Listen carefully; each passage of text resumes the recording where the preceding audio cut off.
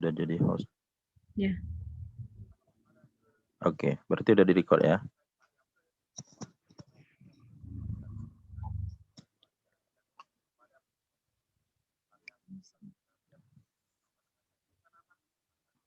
Oke. Kenapa? Bentar, Pak. Itu icon recordnya udah keluar. Iya, Pak. Ya, Pak. Alhamdulillah. Baik, kita ulang lagi. Bismillahirrahmanirrahim. Assalamualaikum warahmatullahi wabarakatuh. Alhamdulillahirrahmanirrahim. Allahumma sholli ala Muhammad wa ala ali Muhammad. Alhamdulillah Allah masih pertemukan kita. Terima kasih sudah bergabung. Semoga yang lain segera menyusul. Pada hari ini kita membahas salah satu bagian yang sangat penting dalam penelitian, yaitu teknik pengambilan sampel. Karena penelitian kita pada umumnya tidak mendata seluruh populasi. Makanya ini menjadi bahasan yang sangat penting. Oke, lanjut. Nah, apa itu populasi? Populasi adalah semua objek yang akan kita teliti. Misalnya kita meneliti tentang pengunjung objek wisata Lembah Harau misalnya. Maka populasinya adalah seluruh orang yang berkunjung di objek wisata Lembah Harau. Baik itu selama 5 tahun terakhir atau dalam 1 tahun terakhir misalnya. Nah, maka ini adalah populasi. Atau misalnya kita ingin meneliti tentang pola konsumsi masyarakat Sumatera Barat, maka populasinya adalah seluruh masyarakat Sumatera Barat. Baik itu pada level individu maupun pada level rumah tangga. Atau misalnya kita ingin meneliti seperti kemarin ditanyakan, ingin meneliti tentang perilaku lembur pada satu kantor akuntan publik, maka populasinya adalah seluruh karyawan. Nah, itu contoh-contoh populasi. Nah, ada diskusi atau perbedaan ide daripada para peneliti tentang objek penelitian atau subjek penelitian. Sebenarnya populasi itu objek penelitian atau subjek penelitian. Nah, untuk memudahkan pemahaman, kalau populasi itu adalah manusia, maka kita lebih pas menyebutnya sebagai subjek penelitian. Karena manusia itu dia tidak bisa direkayasa. Dan manusia itu adalah pembuat data. Ketika kita observasi, maka sesungguhnya dia adalah pembuat data, maka sesungguhnya dia bukan objek. Sisi lain, kalau kita meneliti benda mati, misalnya seperti seperti logam, misalnya seperti itu, maka dia adalah objek penelitian. Bisa kita sebut demikian. Nah, hubungannya nanti, biasanya kalau penelitian kita, populasinya adalah subjek, adalah manusia, maka lebih pas kita melakukan penelitian yang sifatnya kualitatif. Karena nanti akan ada analisis tentang perilakunya, perkataannya, ekspresinya, bahkan diamnya itu sebuah data. Misalnya kita wawancara, dia nggak jawab, maka tidak menjawabnya itu adalah sebuah data. Atau ketika peneliti memberikan pertanyaan, dia menangis misalnya, maka menangisnya itu juga adalah sebuah data. Nah, makanya lebih pas kalau populasi kita dalam manusia, maka kita sebut sebagai subjek penelitian. Kalau benda mati, boleh kita anggap sebagai objek penelitian. Lalu juga, kalau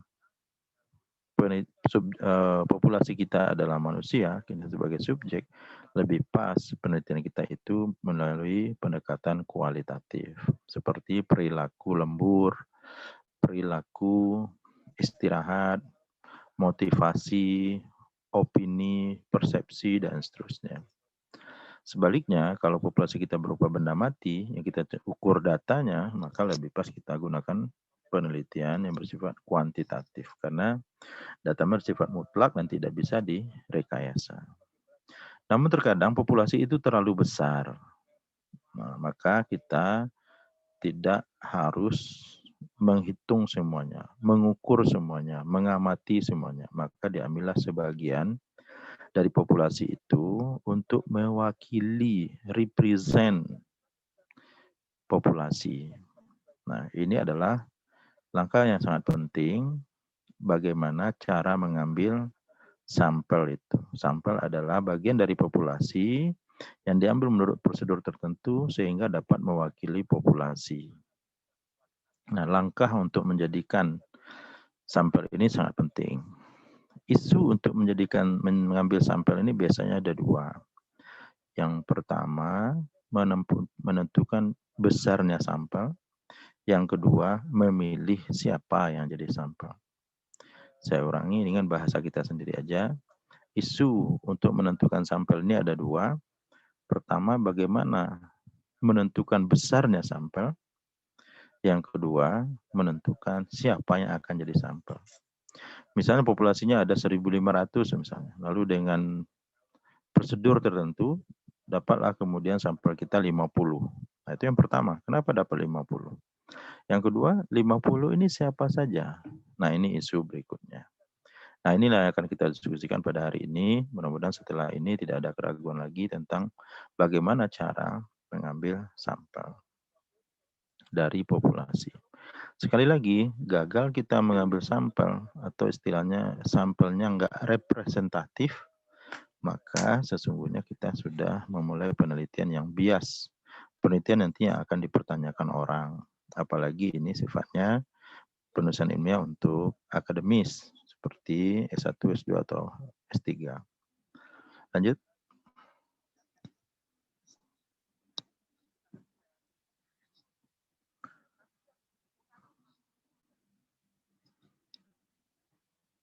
Jadi, ini yang dimasukkan dengan tadi. Pertama, jumlah. Yang kedua, bagaimana cara memilihnya. Lanjut.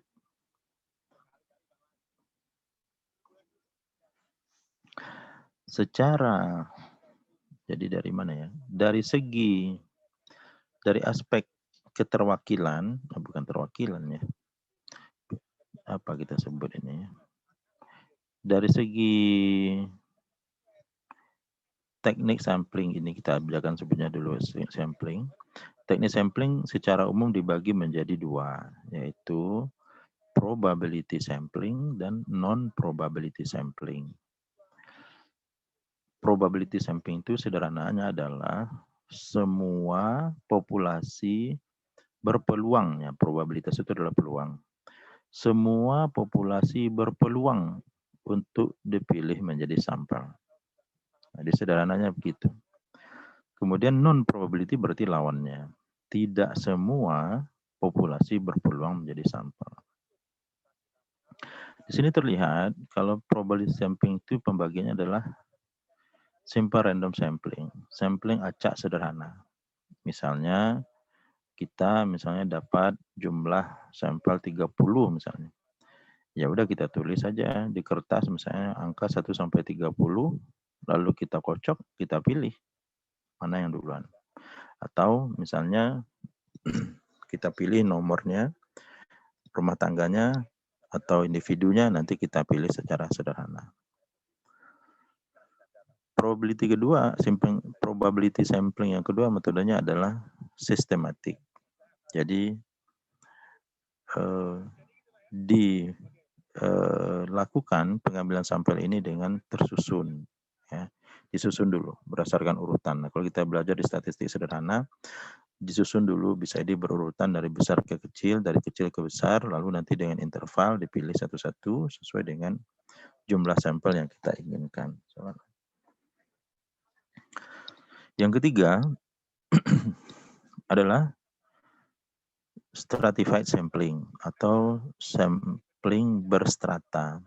Ini maksudnya kalau subjek atau objek penelitian kita ini berkelompok-kelompok atau berjenjang-jenjang. Yang lebih tetap itu berjenjang ya.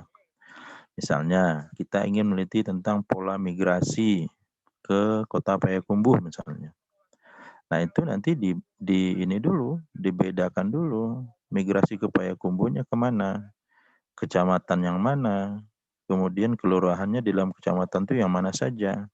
Di kelurahan itu RW-nya di mana, lalu di RW itu RT-nya yang mana yang mau kita jadikan sampel. Jadi dipecah-pecah dulu berdasarkan jenjangnya. Yang keempat, ada namanya cluster sampling atau sampling berkelompok. Kita bagi dulu.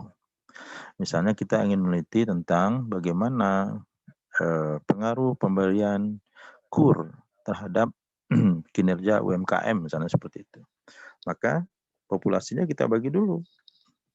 Ini kelompok UKM yang dapat KUR, ini kelompok UKM yang tidak dapat KUR, misalnya seperti itu. Atau kita ingin melihat bagaimana perilaku menabung masyarakat pada bank syariah misalnya. Maka populasi ini kita bagi dulu.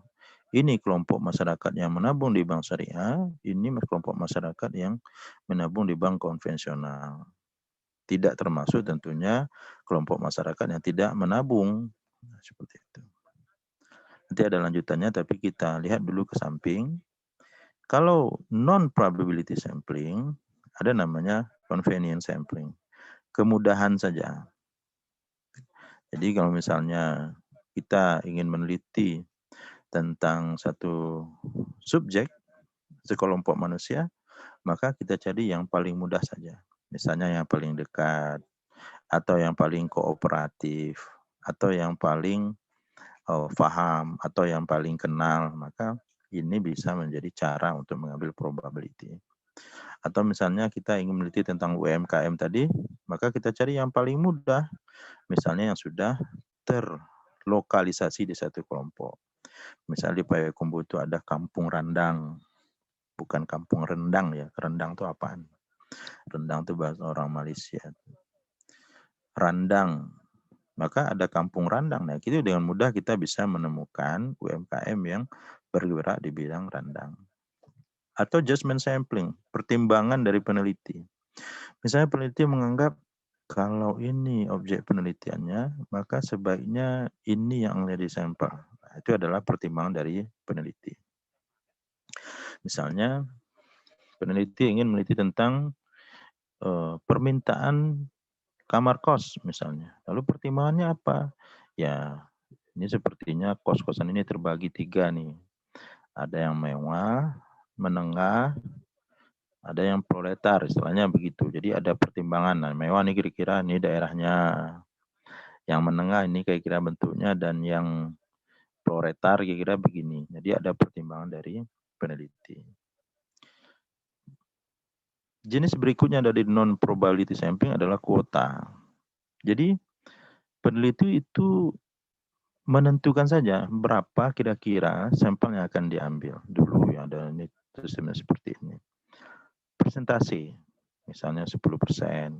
Kalau kurang dari 1000, 10% misalnya. Jadi kalau ada populasi kita 1000, maka kita akan meneliti 100 orang. Nah, semakin besar populasinya, maka persentase semakin kecil. Lalu apa pertimbangan dari peneliti? Ya, pertimbangannya mungkin dianggap 10% sudah mewakili. Cuman cara ini ada kelemahannya ketika sampelnya sangat besar. Misalnya Anda meneliti tentang pola perilaku mahasiswa UNAN misalnya. Mahasiswa UNAN itu ada lebih dari 38.000 misalnya seperti itu. Kita ambil 30%-nya bisa 3.800, bisa nggak selesai skripsi kita. Jadi kalau pola ini bisa, tapi dilihat populasinya dulu. Mungkin 10%. Lalu kalau ditanya kenapa 10%, kita menduga 10% itu sudah cukup mewakili. Ada lagi non-probability, ini kita sebut dengan bola salju, snowballing sampling. Bola salju itu bagaimana? Bola salju itu misalnya ada batu kecil, jatuh dari atas bukit, bergelinding, lalu menjadi bola, awalnya kecil. Lalu kelamaan semakin lama semakin menggelinding, semakin lama semakin besar. lama-lama menjadi besar. Dia menggelinding begitu saja kemana arahnya, mana yang dia lewatin ya ikut gitu. Kira-kira begitu. Nah, dalam teknik snowballing ini juga demikian. Misalnya kita meneliti tentang seperti tadi, pengaruh pemberian KUR terhadap kinerja industri makanan ringan di Kota Payakumbuh misalnya. Caranya bagaimana? Ya kita temukan aja dulu satu UMKM yang dapat KUR. Sudah dapat, kita wawancara, ya kita cari lagi, Pak. Pak tahu nggak kira-kira siapa lagi yang Bapak kenal yang dapat KUR? Oh itu pabrik karak kali yang Nita misalnya. Ya udah kita wawancari lagi Nitanya. Selesai dengan Nita kita tanya, Ibu tahu nggak kira-kira industri pangan di sekitar sini lagi yang juga mendapat KUR? Oh si Foni misalnya, atau industri kali yang Rina misalnya, itu sama dulu dengan saya mengajukan. Nah, begitu terus sampai nanti kita dapat sampel sesuai dengan yang kita inginkan sampai ke jumlah yang sudah kita anggap cukup. Jadi jalan terus sampai nanti kita anggap cukup. Atau misalnya seperti tadi snowballing ini kita meneliti misalnya tentang kunjungan wisatawan. Ya udah kita langsung aja ke objek wisatanya. Objek wisata, lalu kita ingin tahu persepsi, opini, dan perilaku dari pengunjung, kita wawancara satu orang, lalu kita lanjut lagi jalan orang sebelahnya, lanjut lagi jalan orang sebelahnya, lanjut lagi rombongan sebelahnya, lanjut lagi anggota keluarganya, dan seterusnya. Jadi seperti itu. Atau seperti tadi, perilaku menabung di bank syariah tadi misalnya, snowballing boleh juga. Nongkrong kita di bank syariah. Ya tentu izin sama satpamnya, sampaikan kalau perlu juga pakai surat. Kita nongkrong, izin segala macam. Maka kita wawancari semua orang yang datang ke bank syariah itu. Tentu dengan izin, Bu, Bapak, saya mahasiswa ini lagi skripsi, melakukan penelitian izin. Bapak ada waktu nggak sekitar 5-10 menit, saya perlu wawancara. Seperti itu. Sudah selesai, nanti ada lagi yang datang, minta izin lagi. Nah, seperti itu. Pada hari lain nongkrong lagi di sana. Nah, seperti itu. Ini juga pernah misalnya ada orang meneliti tentang pajak daerah. Salah satu objeknya adalah rumah makan paling terkenal, ini di Bukit Tinggi. Dia menduga ini pajaknya tidak benar. Atau sebenarnya berapa sih pajak yang seharusnya dibayar? Caranya bagaimana? Ya udah dia duduk seharian di sana. Minta izin, tapi dia nggak minta izin mau nyatet pendapatan, nggak begitu. Dia izin, lalu dia pesan makanan, ngopi, minum, makan siang, makan malam, sampai tutup. Sehingga setiap order dia catat. Bungkus soto 1 dia catat, bungkus soto 1. Ada orang 3 datang, kopi 3 dia tutup, kopi 3. Seperti itu, jadi saya catat. Lalu pada hari yang lain, ada hari sepi, ada sehari ramai, dia nongkrong di situ. Ada kalau bisa misalnya seharian, selama seminggu seharian dia nongkrong di situ. Maka dia bisa bersifat snowballing. Atau contoh yang lain, kalau kita ingin meneliti, kalau tadi tabungan, sekarang pengeluaran. Cara lain untuk mengetahui pengeluaran rumah tangga yang paling jujur adalah melihat tempat sampahnya. Cuman ini perlu tantangan ya. Sanggup enggak kita peneliti itu korek-korek sampah rumah orang. Atau misalnya nanti seperti pemulung itu. Jadi ada 2 ya. Pertama keberanian mengorek-ngorek. Yang kedua jangan keduluan sama pemulungnya. Nah, tempat sampah rumah tangga itu adalah data yang paling jujur tentang pola konsumsi seseorang. Dan lakukan ini setiap hari, minimal selama seminggu. Paling bagus itu selama sebulan. Sehingga kita tahu tanggal muda dia makan apa aja. Ada sampah pizza, ada sampah KFC, tanggal tua, tanggal muda misalnya kan. Tanggal tua itu sampahnya Indomie misalnya, instan lagi atau apa. Atau cuman cangkang telur gitu misalnya. Orangnya 5 orang kok cangkang telur cuma 2. Nah, ini adalah data paling jujur dari pola konsumsi rumah tangga. Lanjut.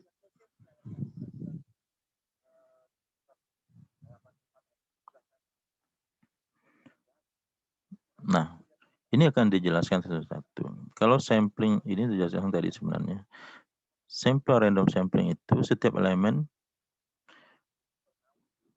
mempunyai peluang yang sama. Populasi besar jadi rumit untuk penomoran, maka kita pakai random. Kalau sistematik itu dipilih berdasarkan interval, udah dibahas tadi. Berstata itu kalau dia dipilih berdasarkan secara atak, lalu dia bersifat homogen. Homogennya apa tadi? Contohnya adalah orang sama-sama migrasi misalnya. Kemudian berkelompok itu populasi ini dikelompokkan dulu, baru kemudian dibikin jaraknya atau berdasarkan wilayah, baru kemudian dipilihnya di akhir ya. Ini di akhir, jangan diacak dari awal. Lanjut. Nah, keterangan berikutnya yang kemudian itu adalah berdasarkan ketersediaan dan kemudahan dari peneliti, mudah cepat ya. Tapi sebenarnya ini tidak bisa dijadikan alasan di dalam penulisan ilmiah. Nanti kalau Anda ditanya, ini teknik samplingnya apa? Convenience sampling, Pak. Katanya kita di pengajar penguji, kenapa Anda pilih itu? Ini biar gampang aja. Nggak boleh ya. Jadi ada pertimbangan. Pertimbangannya apa? Seperti ini. Judgementnya, misalnya pengalaman. Ini kalau kita meneliti di sini orangnya nggak kooperatif. Kalau di sini orangnya suka ngibul, orang sini jawabnya suka asal, misalnya seperti itu. Maka ini ada pertimbangan kita. Kalau kuota, ada kategori dulu, baru kemudian kita tentukan jumlahnya. Kalau bahas lagi seperti yang dijelaskan tadi. Lanjut. Nah.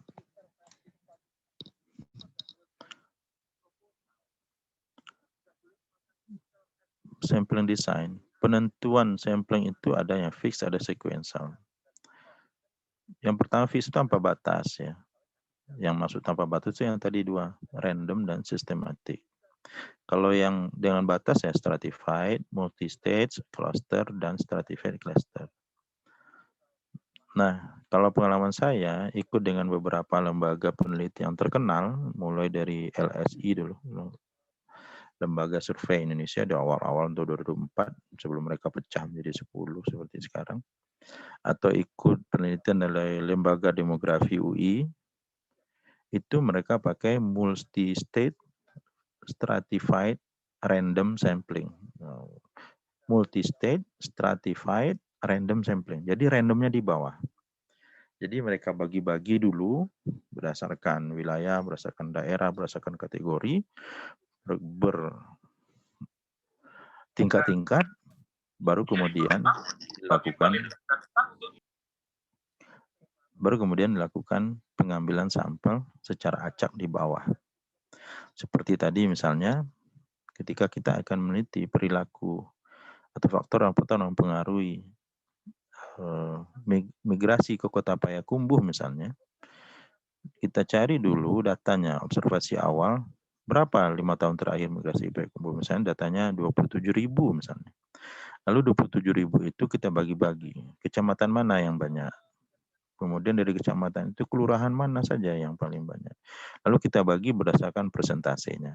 Nah, jadi setelah dapat persentase migrasinya, lalu baru kita tentukan besarnya masing-masing sampel berdasarkan besarnya persentase masing-masing populasi. Nah, jadi yang fix sampling design ini yang paling bagus menurut saya adalah multi-state, multiple, stratified, random sampling. Ada juga desain sampling ini yang sequential ya, bertingkat. Jadi ini dulu diamati, lalu baru diamati yang berikutnya, baru diamati yang berikutnya. Misalnya seperti yang tadi, UKM yang berhasil seperti apa, yang belum berhasil seperti apa, atau dimulai dengan yang belum berhasil, atau yang bisa sukses, baru kemudian yang lebih sukses seperti itu. Atau sekuensial bisa juga kita amati satu persatu dulu dari populasi. Kita amati dulu kalau yang seperti ini bagaimana, baru kemudian kita lakukan generalisasi dari populasi, dari sampel yang populasi yang akan kita jadikan sampel. Lanjut. Lanjut Bu Prit.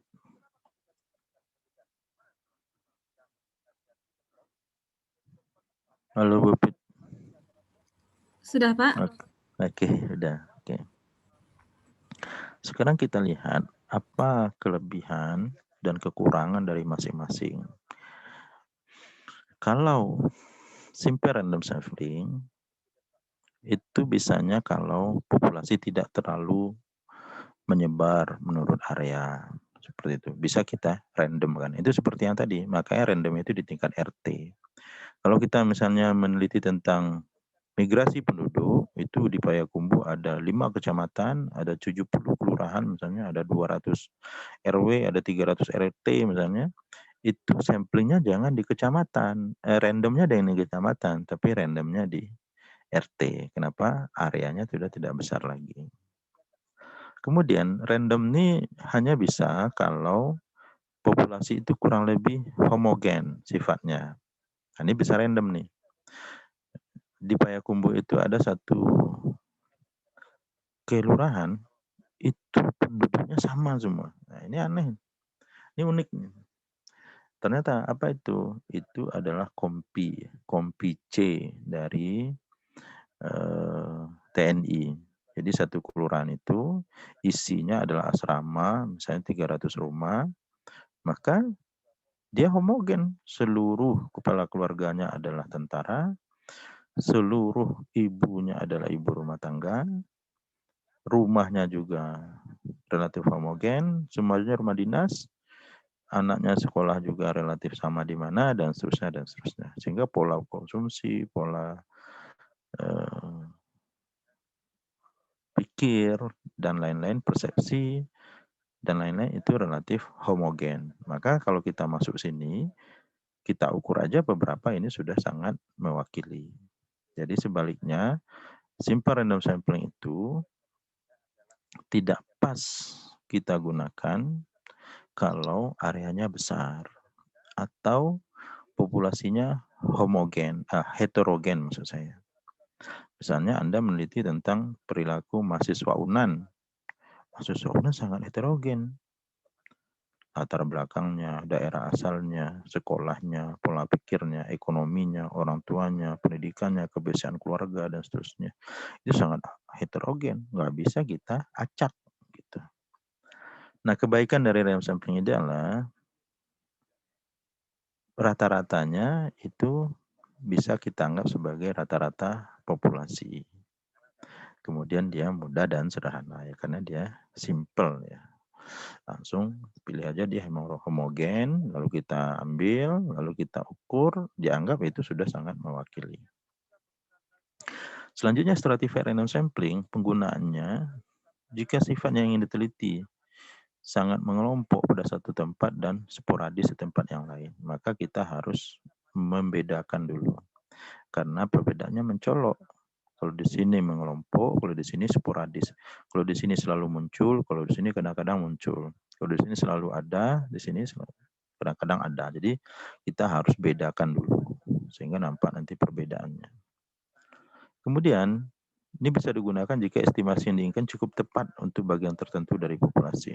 Jadi nggak semua bagian dari populasi itu kita teliti, kita ukur gitu. Maka bisa kita stratified random sampling. Seperti misalnya tadi migran ke Payakumbuh dari seluruh kabupaten kota di Sumatera Barat. Maka yang kita teliti cuman motivasinya bermigrasi apa. Dari manapun dia, mau dari Padang, mau dari pesisir selatan, dan seterusnya. Jadi kita lihat itu motivasi. Motivasi itu ada dua, faktor pendorong dan faktor penarik. Kita fokus di situ saja. Maka ini bisa lebih tepatnya stratified random sampling. Kalau migrasi itu ada dua yang mendorong kondisi di tempat asalnya, misalnya sejak 2009 itu lebih dari 27.000 migrasi ke Kota Payakumbuh dari Padang. Kenapa? Faktor G30S, ya, gempa 30 September. Kemudian, atau dari daerah lain, kenapa dia pindah dari daerahnya? Karena keadaan ekonomi misalnya, karena bencana misalnya, atau karena lingkungan dan sebagainya, itu faktor pendorong. Kemudian faktor penarik, kenapa dia pindah? Mungkin di sini ada keluarganya, mungkin dia ingin melanjutkan pendidikan, atau mungkin dia karena bekerja di sini, atau menikah dengan orang Payakumbuh dan seterusnya. Maka ini faktor ini saja, bagian ini saja yang kita amati, maka lebih pas kita gunakan stratified random sampling. Kemudian kekuatannya dengan adanya stratifikasi ini, maka insya Allah akan menambah ketepatan estimasi karena dia sudah dikelompok-kelompokkan, dan ini sangat memudahkan secara administrasi. Jelas dia tinggal di mana, daerah asalnya apa, dan seterusnya. Kalau klaster, penggunanya itu jika biaya penelitian terbatas, tapi ini tidak bisa menjadi alasan untuk skripsi dan tidak bisa jadi alasan untuk penelitian yang sifatnya kompetisi, ya. Misalnya ada penelitian dosen muda itu 5 juta, tapi ada penelitian dasar itu 50 juta, tentu beda cara samplingnya. Kemudian ini bisa digunakan kalau populasi dapat dikelompokkan menurut klaster-klaster, menurut kelompok-kelompok, ya. Jadi kelompok itu apa? Sekumpulan objek yang mempunyai ciri-ciri yang sama. Mungkin lokasinya sama, pekerjaannya sama, pendapatan sama, daerah asalnya sama, dan seterusnya. Maka ini bisa kita kelompokkan. Kita bisa gunakan cluster random sampling. Kita kelompokkan dulu, baru kemudian kita random. Kalau seperti ini, list populasi tidak dibutuhkan. Kemudian kurang biaya dan transfer lebih murah. Nah, kita bisa lihat itu apa saja kira-kira kelebihan dari simple random sampling, stratified, dan cluster. Lanjut. Sebentar yang aku presentasi. Torik, bangunkan kakak, Torik. Nah, selanjutnya kelemahan dari simple random sampling adalah jika sampel yang terpilih dapat menyebar sehingga menaikkan biaya transportasi. Nah, kalau misalnya populasinya menyebar, areanya lebar, areanya luas, langsung kita random, nah ini repot kita. Satu di kelurahan A, satu di kecamatan B, satu kecamatan C misalnya. Tapi karena di random dari awal, di random daripada area yang luas, maka ini biaya transportasinya juga besar. Itu juga dengan waktu, energi, dan seterusnya. Kelemahan dari sistem ini juga populasi atau listnya dan frame-nya perlu dibuat sebelum kita lakukan random. Kemudian risiko dari sampel simple random sampling ini adalah bisa jadi sampel yang terpilih itu sebenarnya tidak benar-benar mewakili populasi. Kenapa? Karena kita pilih acak aja. Nggak kita kelompokkan dulu. Nggak kita bertingkat dulu. Maka ini adalah kelemahan dari simple.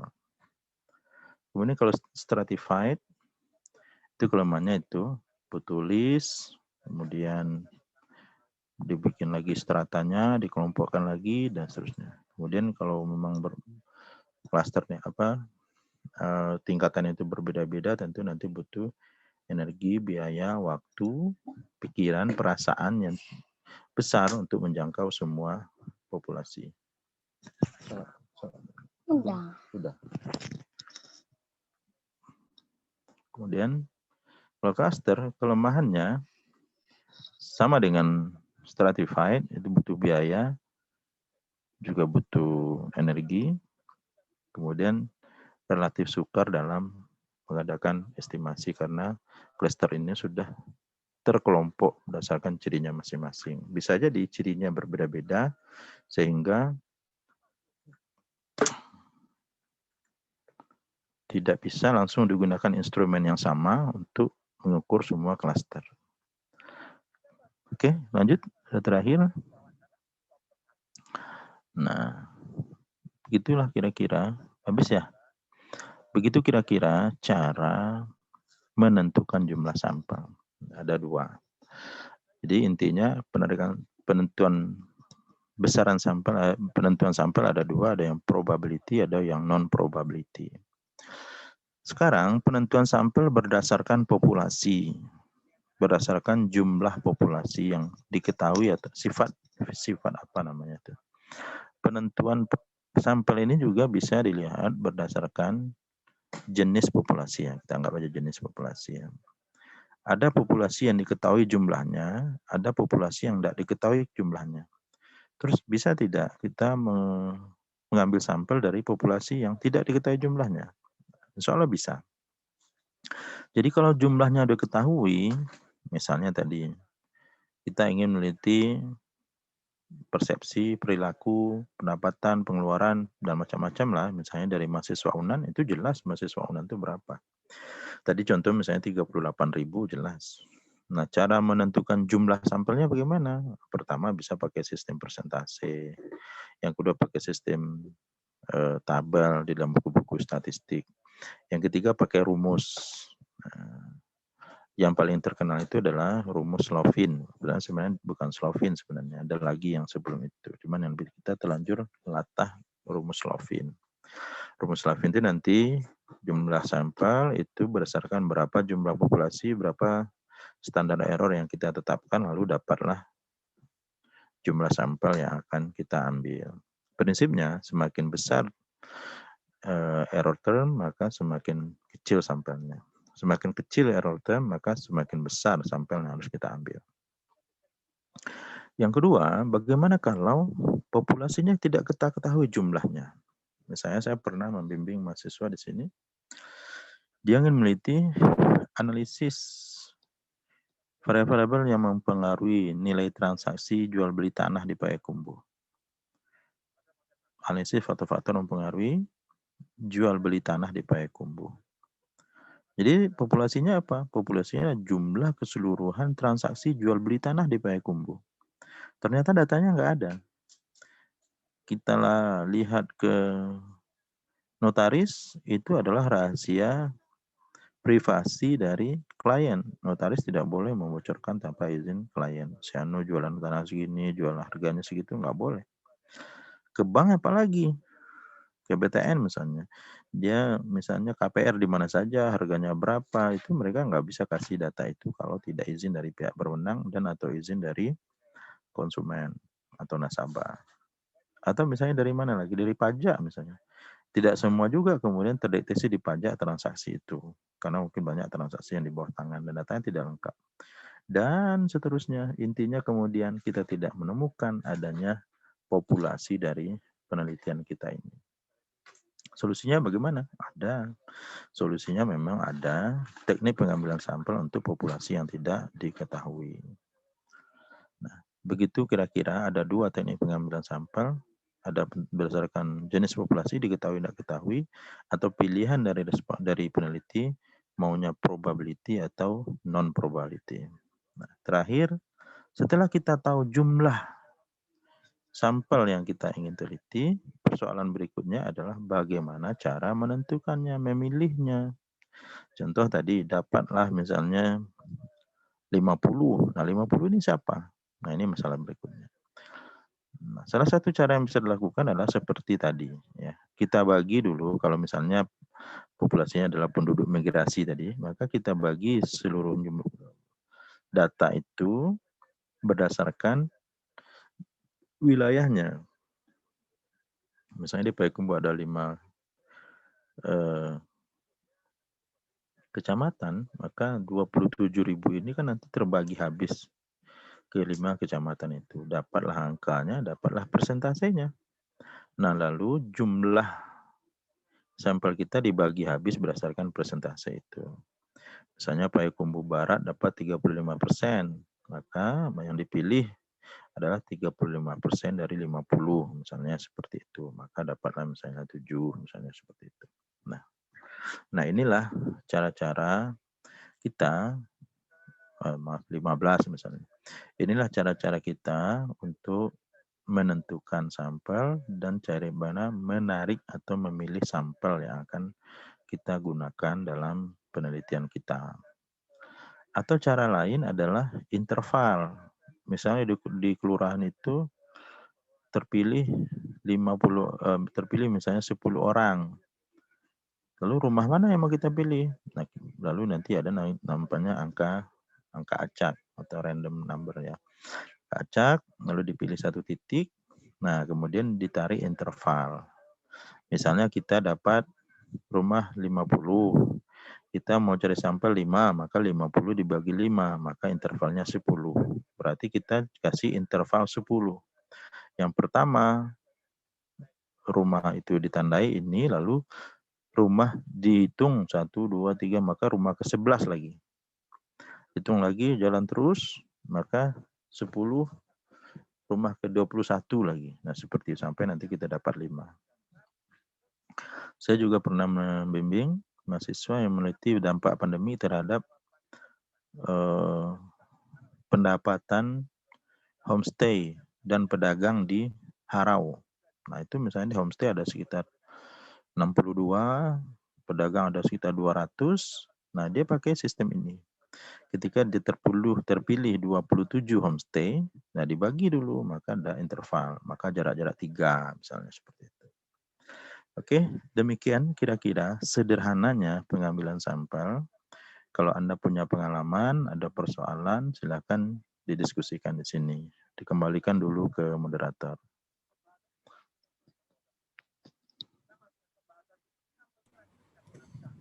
Baik, itu penyampaian materi dari Pak Syaiful. Bagaimana peserta? Apakah ada yang ingin ditanyakan?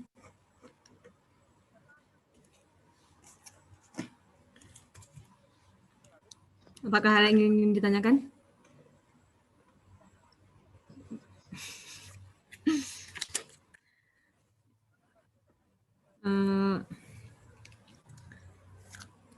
Karena kita di sini pesertanya ada 3 orang ya Pak. Ya. Mungkin kita bisa tanyakan satu-satu begitu. Mungkin Ya, Mbak Septin Yarnanda atau Mbak Dinada Fadila atau Mbak Fadila Nediati. Mungkin ada yang ingin ditanyakan. Silahkan. Baik, nggak apa-apa, Ibu Fit. Sebenarnya saya ini kan fasilitas ya. Jadi kalau kalau mau silakan dimanfaatkan fasilitas ini. Ya. Dan ini kan sangat limited ya. Nah, cuman mungkin agak kesulitan bila mana memang kita belum punya, nggak ngikutin dari awal tahapannya. Nah, sebenarnya kalau dari kita dari awal, tahapannya pertama itu ide dulu, tahapan berikutnya adalah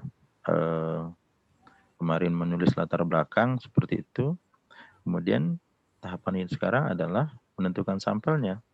Tapi kalau misalnya kita belum tahu apa topiknya, tentu kita bingung juga apa yang mau ditanyakan.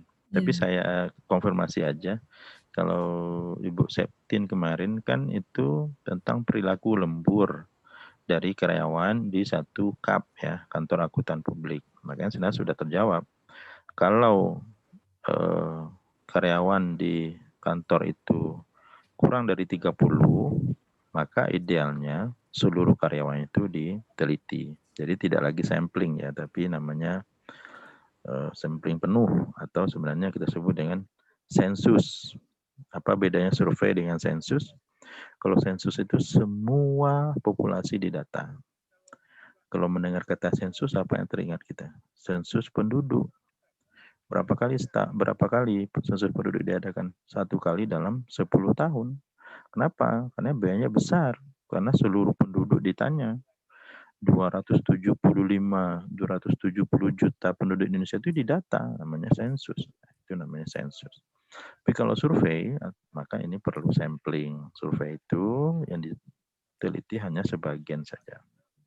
Nah, kalau kemarin Ibu Septin ingin meneliti di kantornya, kalau karyawannya kurang dari 30, itu idealnya didata semua. Kenapa 30? Karena dianggap 30 itu data kecil. Nah, seperti itu. Saya tidak tahu. Ya, silakan. kalau kantor saya misalkan Pak, kalau satu cabang, misal satu Jakarta, satu Surabaya kan Pak. Misalkan di Jakarta adalah kira-kira 25 orang, terus yang di Surabaya ada kira-kira 20 orang. Itu saya ambilnya 45 orang atau boleh saya ambilnya cuma 25 orang yang khusus Jakarta saja Pak? Nah, jadi sebenarnya gini, karena kita untuk pemula, sebenarnya kita dari paradigma dulu sebenarnya, bukan dari teknis, tapi nggak apa-apa lah kita mulai dari teknis dulu. Nah, kita bicara teknis, baru ada kendala, baru kita masuk ke paradigma. Paradigma penelitiannya apa dulu nih? Apakah Ibu Septin ingin meneliti semua karyawan, berarti semua karyawan pada kantor mana saja, pusat, cabang, dan lain-lain. Atau memang lokus deliktenya, lokus penelitiannya, lokasinya ada pada satu titik saja. Maka ini namanya studi kasus. Studi kasus ini kita mengumpulkan data pada kelompok kecil, kemudian kita coba mengeneralisir untuk kondisi yang lain. Nah, saya pikir gitu, pilihannya ada pada Ibu Septin, dan pilihan itu tentu juga mempertimbangkan kemudahan, biaya, waktu, efektivitas, dan seterusnya. Silakan. Berarti saya pakainya yang studi kasus saja ya Pak, biar lebih efektif gitu. Kalau efektif iya, tapi kalau pertimbangan kita kualitas dari akademis kita, tentu ada nuansa lain ya. Misalnya kita bandingkan antar cabang. Itu sangat menarik sekali. Cabangnya sama, cupnya sama, owner sama, cuma karyawannya berbeda, lokasinya berbeda. Apakah ada perbedaan pengaruh lembur terhadap variabel Y yang kita teliti, misalnya efektivitas atau apa yang kita bicarakan kemarin. Kembali tergantung kepada peneliti. Paradigmanya apa? Pilihannya apa? Apa sekedar mengukur satu variabel pada variabel lain, itu hanya sifatnya empiris. Tapi kalau kita membandingkan, tentu ini pembahasannya lebih dalam dan itu lebih berkualitas.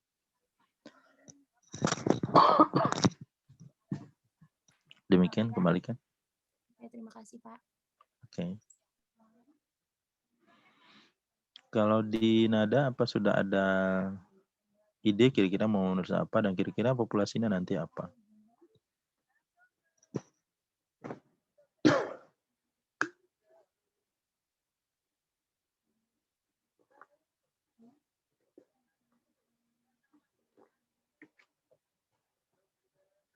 Belum ada respon, atau mungkin misalnya Fadila, apa sudah ada ide atau mungkin sudah tergambar populasinya atau memang perlu sampling atau tidak, bisa didiskusikan jika berkenan.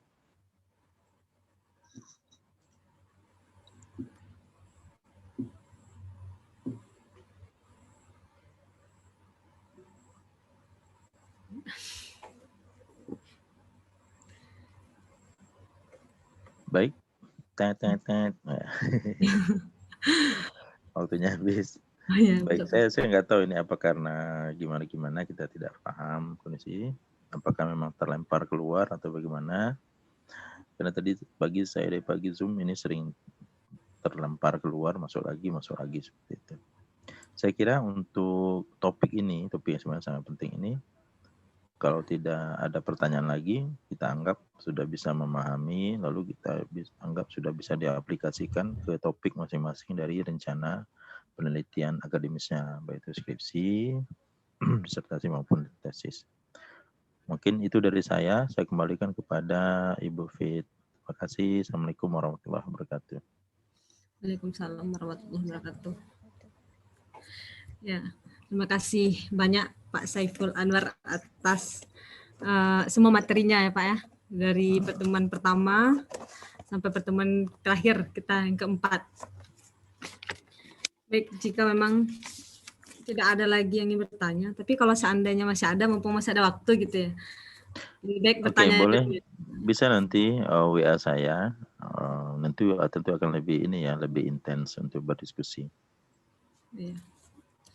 Oke, baik. Kalau begitu, semoga saja pelatihan kita selama ini ya sampai detik ini itu benar-benar bermanfaat untuk kita semua, apalagi bagi mahasiswa yang saat ini sedang menyusun skripsi seperti itu, Pak.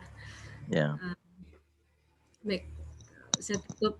Kalau begitu, saya ucapkan terima kasih untuk semua peserta yang sudah hadir sampai hari ini, kepada Mbak Septin, Mbak Dinada, dan Mbak Fadila. Saya tutup demikian. Assalamualaikum warahmatullahi wabarakatuh. Waalaikumsalam warahmatullahi wabarakatuh. Terima kasih Pak, terima kasih Mbak. Terima kasih, sama-sama.